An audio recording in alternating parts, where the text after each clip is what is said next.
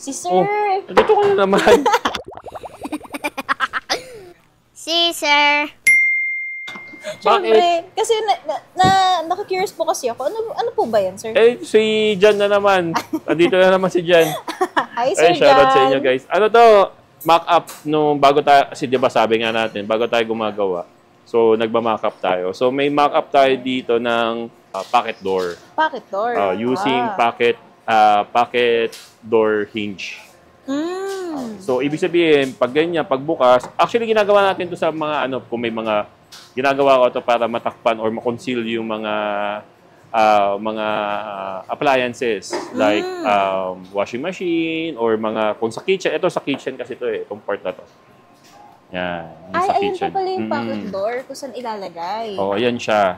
So, nandun sa loob. Ibig sabihin, pag binuksan, kasi mock-up lang to, totoo yan, malaking pintuan yan. Pagbukas, then pwede mo ipasok.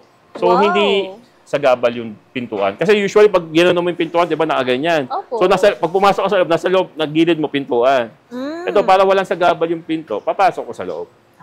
Kaya pocket door siya. Kaya choose excellent home decor. yan guys. So, thank you very much. Peace.